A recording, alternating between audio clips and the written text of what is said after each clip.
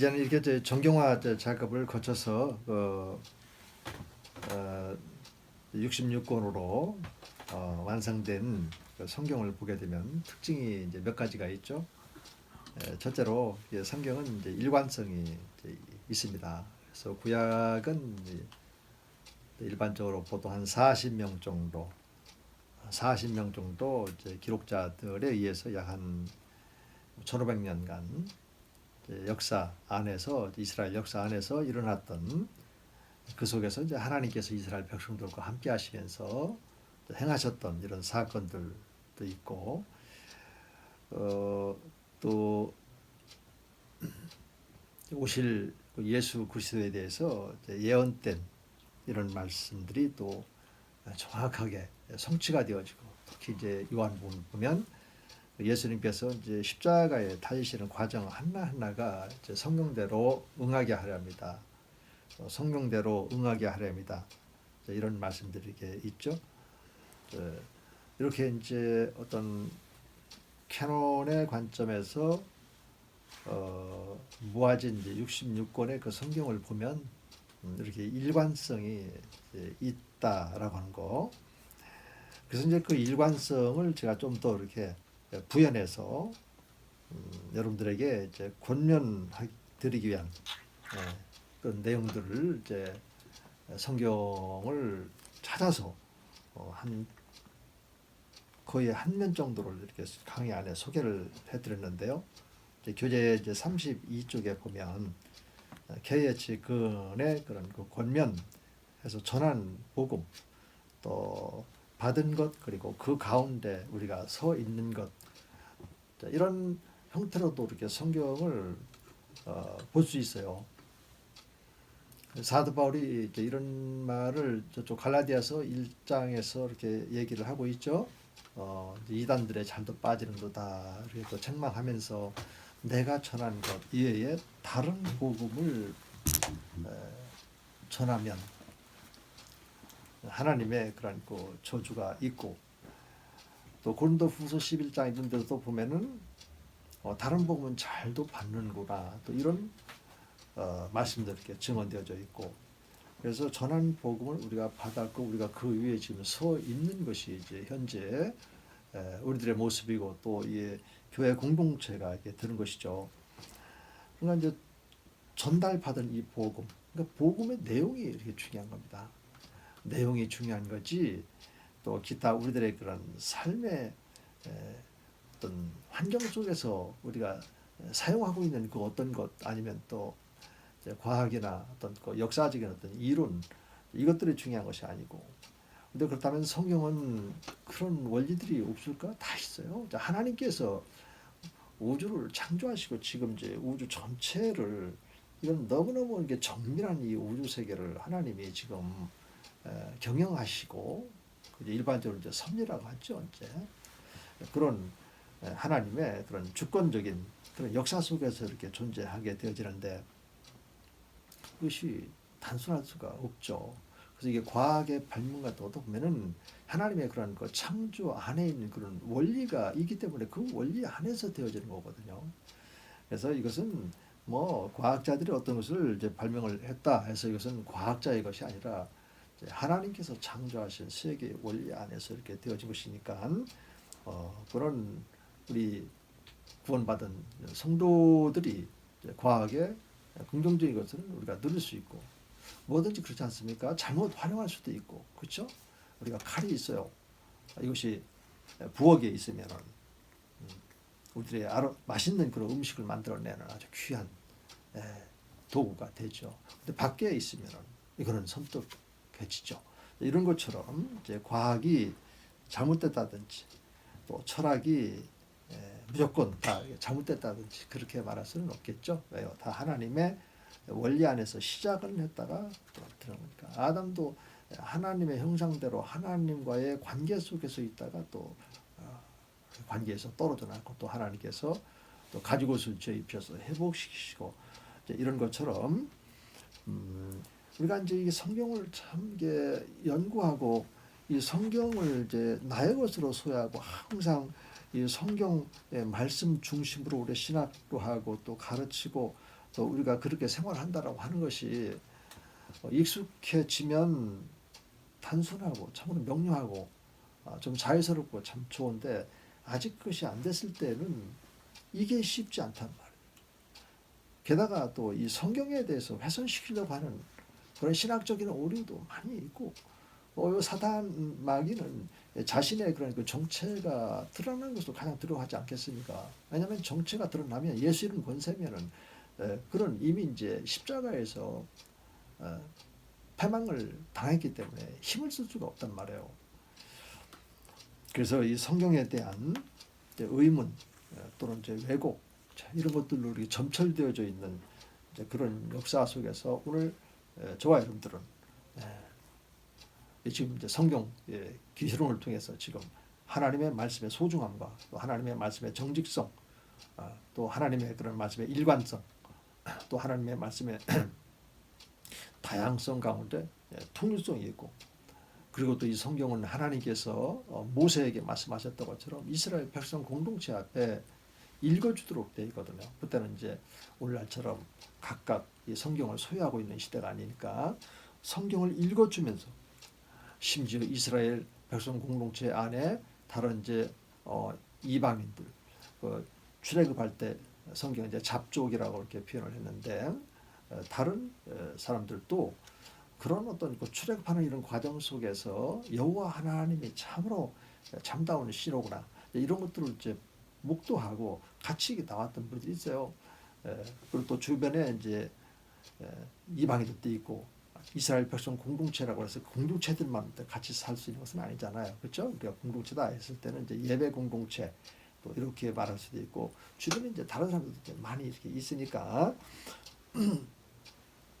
그들에게도 그 이스라엘 공동체 안에 속해서 어떤 일들을 하는 이런 사람들에게도 하나님의 말씀을 읽어주도록 그랬었죠.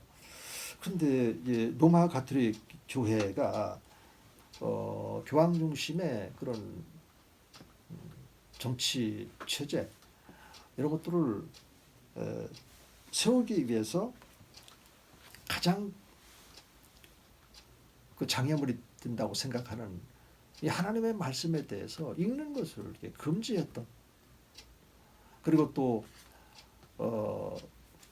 성경을 라틴어로 이렇게 번역을 해서 신부들만이 알 수 있고 일반 성도들은 읽을 수 없게끔 그렇게 만들었던 그런 시대가 있지 않습니까?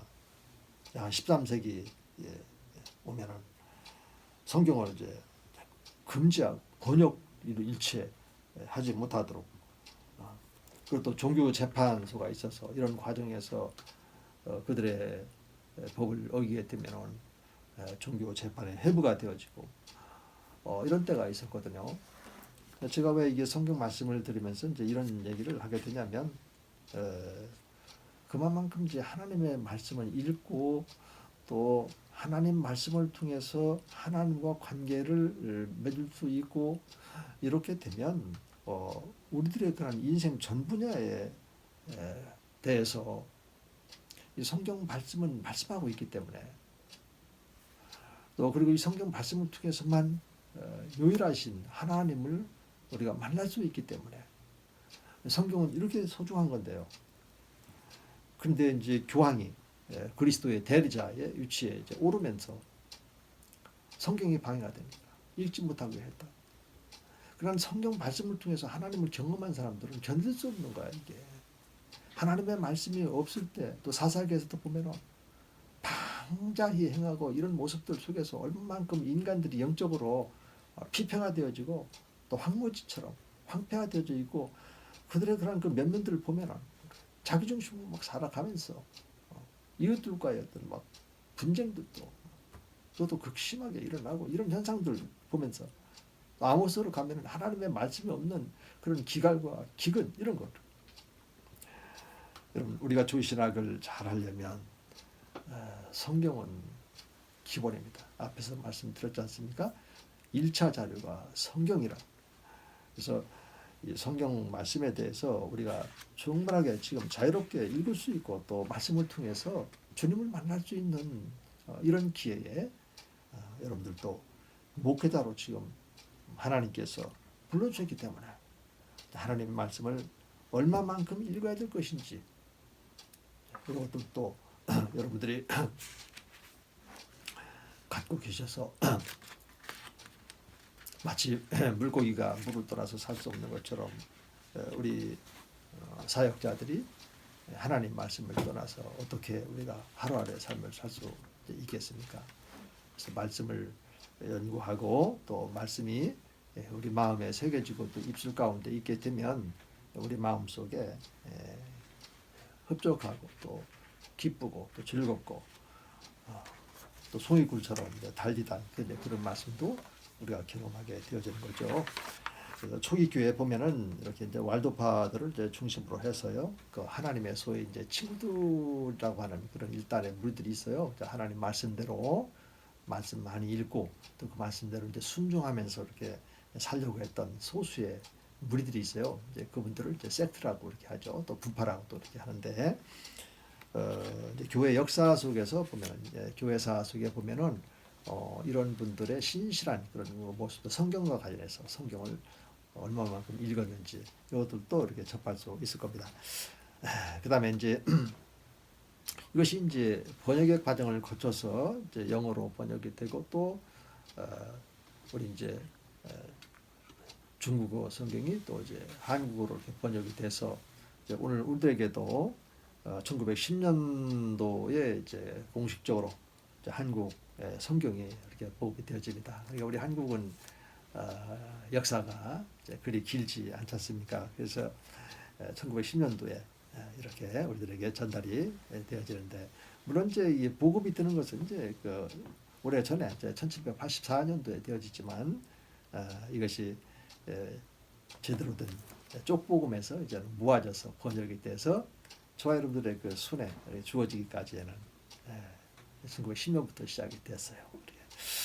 그리고 이제 그 다음에 보면은 이제 우리가 이제 하나님의 계신 성경을 읽고 또 마음에 두고 입술로 이렇게 전하도록 우리가 묵상 이런 부분에 대해서도 조신학을 우리가 생동감 넘치는 그런 조신학을 하려면 이런 부분이 참으로 중요하다고 제가 서두에서 이렇게 말씀을 드렸습니다. 그래서 서두에서 드린 말씀이 이제 성경 계시론에 대해서도 이어져야 되겠다, 그런 마음이 있어서 제목을 이렇게 붙였던 거예요.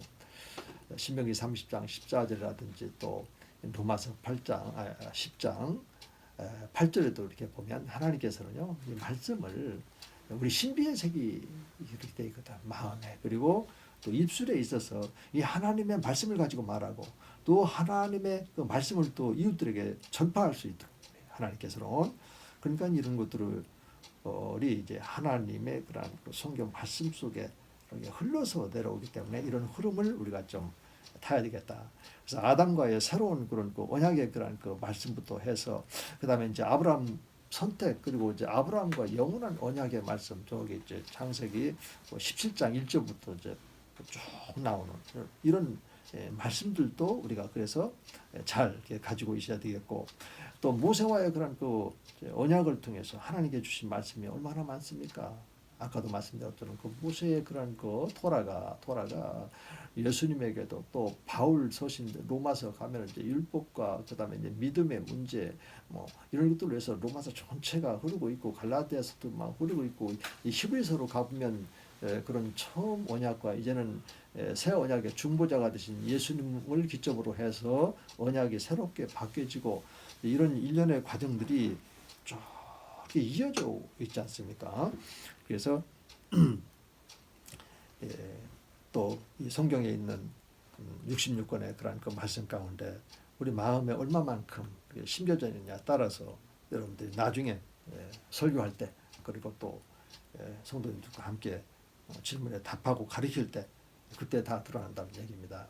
그래서 이제 그 성경 구약에 보면은 그 왕들 있잖아요. 왕도 이제 하나님께서 기름을 부어서 이제 세우시기 때문에 그 왕들이 하나님 앞에서 꼭 그렇게 지켜야 될 덕목 가운데 한 가지가 하나님 말씀을 항상 읽는 거예요. 그 십계명과 그 율법의 그런 그 말씀을 이렇게 읽고 또 그래서 이제 그 왕 하나님 마음에 이제 흡족했던 그 다윗 같은 경우는 이제 시편 1편에서도 이제 하나님의 그런 말씀 묵상하도록 되어 있고 또 위로 올라가서 이제 그 여호수아 같은 경우도 하나님께서 세우신 지도자 아닙니까?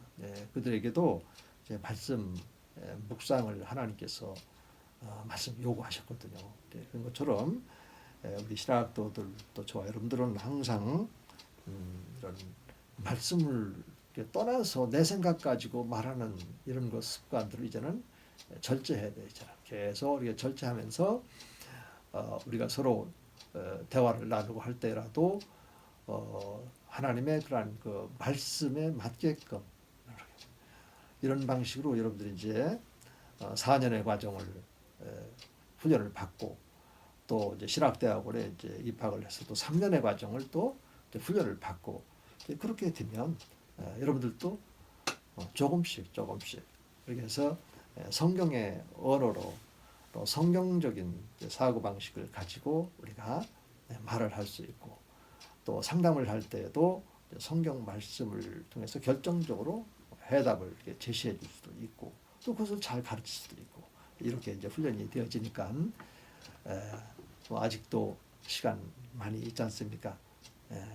그러니까 나는 성경 별로 읽지 않았는데 하면서 의기소침할 이유도 전혀 없어요. 우리 성령 하나님께서 그 길로 끊임없이 이끌어 가는 거니까 거기에 이제 순종하는 그 시간부터 성령께서 한 말씀 한 말씀 이렇게 깨닫게 해주시고 여러분들의 그 생각을 바꾸고 또 여러분들의 그런 삶도 이렇게 바꾸고 가시는 분이 바로 성령 하나님이니까.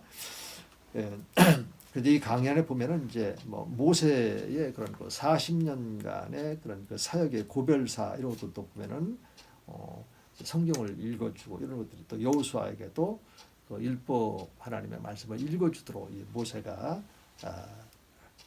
부탁을 이렇게 하고 있고 또 여호수아도 또 하나님의 말씀을 또 낭독을 해주고 이런 것들이 계속 이제 이어져 오잖아요. 오늘날은 이제 우리 목회자들을 통해서 이제 앞으로 이제 여러분들을 통해서 성경이 읽어지고 또 성경이 설교화되어지고 또 성경이 이제 가르쳐지도록 그렇게 돼 있단 말입니다.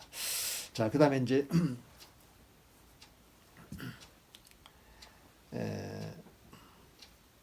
여호수아 그다음에 이제 사사기 때 아까 이렇게 말씀을 드렸고 또 이스라엘 백성들 언약궤를 뺏겼다가 또 언약궤가 이제 다시 들어오는 이런 과정.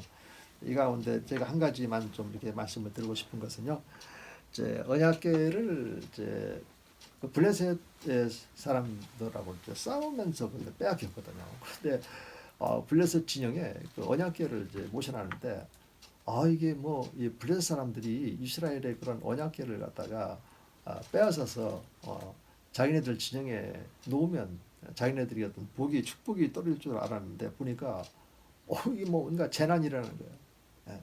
다곤의 그런 신상들이 막 목이 부러지고 막 이런 일들이 막 일어나는 거예요. 그래서 이건 도저히 안 되겠다 해서 자기 진영 밖으로 이렇게 내놓게 되어지는데 이것을 이제 하나님의 사람 다윗은 그 언약궤가 없으니까 그냥 왕이 아니잖아요. 그렇죠? 다윗은 또 왕이면서 왕이니까 이제 이스라엘 백성 공동체를 이제 다윗을 통해서 하나님께 이제 신정 통치를 하는 거니까 이 말씀이 있어야지 말씀이 없으면 안 되잖아요. 그리고 다윗은 또 선지자예요. 그래서 이 언약궤를 찾아와야 되는데 그래서 이제 다윗이 기회가 온 거예요. 그래서 이제 병력을 30만 명인가요? 정확하게 지금 기억이 안 되는데 그런 많은 그런 그 병력들하고 또 이스라엘의 각계각층의 사람들을 모아서 이 언약궤를 되찾기 위해서 갑니다. 가가지고 언약궤를 이제 어디에다가 이렇게 본래 이제 언약궤는 이제 그 매듭되어 있는데 어떻게 해서 이제 이 언약궤를 이제 운반하냐면 그 소가 이끄는 그 수레 있죠. 그 수레에다가 그 언약궤를 이제 실어서 언약궤를 이제 옮기는 거예요. 근데 이제 이 나곤의 타작마당에 이르렀을 때 소가 막 뛰니까 옵사가 그만 그 언약궤가 떨어지지 않도록 언약궤에 손을 대게 됐죠. 그때 옵사가 즉사를 하게 되었어요. 그래서 다윗이 더 이상 옮길 수가 없고 오벳 에돔이라고 하는 그 집에 언약궤를 이제 보관을 하고 나중에 다시 옮기려고 이렇게 계획을 세우는 거예요. 그런데 얼마 가지 않아서 이제 그 언약궤가 보관되어 있는 오벳 에돔의 그 가족에 하나님의 복이 막 주어지는 거예요. 그러니까 이 소문이 또 다윗에게까지 당연히 보고가 되지 않겠습니까? 그래서 다윗이 그 보고를 받고 또 각 사람 대표자들을 이렇게 모아서 그 언약궤를 이제 찾아오기 위해서 이제 그 집에 도착을 했습니다. 그런데 이제 이번에는 이제 성공적으로 이제 옮겨오거든요. 또 어떻게 이제 그 언약궤를 옮기게 되냐면 어깨에다가 맵니다. 어깨에다 메고 원래 이제 언약궤라 하는 것은 고리가 금고리가 되어 있고요. 이렇게 천으로 이렇게 그것도 이제 색실로 이렇게 짜진 그런 줄로 이렇게 메고 고리에다가 항상 이렇게 묶어로 되어 있어요.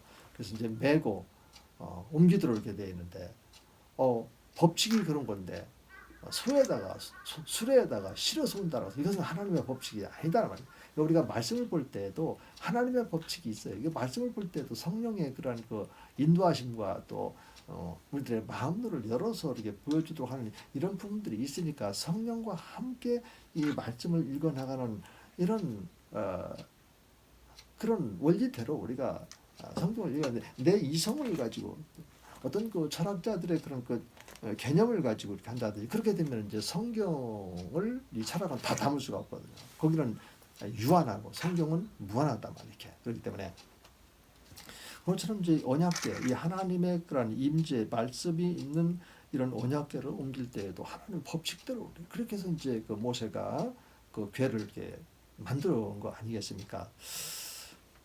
그래서 이제 다윗은 이제 그걸 아니까 이제는 그렇게 매 가지고 오는데 그거를 이제 맸으니까 막 급히 막 뛰듯이 달리듯이 빠른 걸음으로 이렇게 온 것이 아니라 거기 가면 이제 6걸음 이제 사무엘 하에 보면은 6장부터 쭉 이렇게 7장까지 쭉 보세요. 그걸 보면은 나와 있는데 6걸음을 걸어요. 그리고 또 거기에 이제 소를 잡고 그래서 또 번제 그러니까 이제 번제는 헌금과도 같은 이런 것이죠. 이제 이런 이제 번제를 드리고 또 6걸음 걸고 또 드리고 6걸음 걸어서 또 드리고 이런 과정을 거쳐서 이제 다윗성에 이제 도착이 되는 겁니다. 얼마나 신나겠습니까?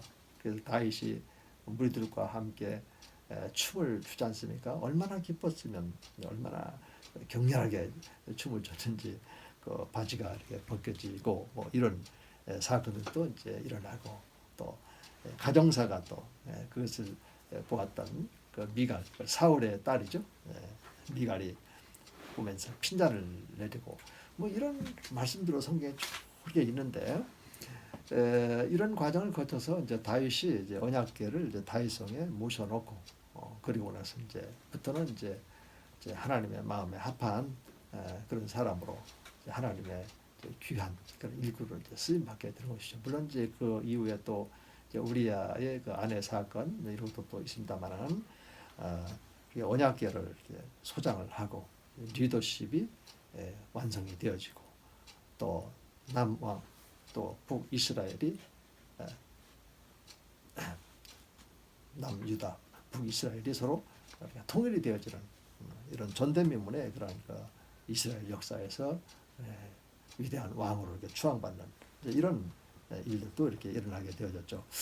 자, 여러분 시간이 조금 오버됐네요. 좀 쉬었다 다시 시작하도록 하겠습니다.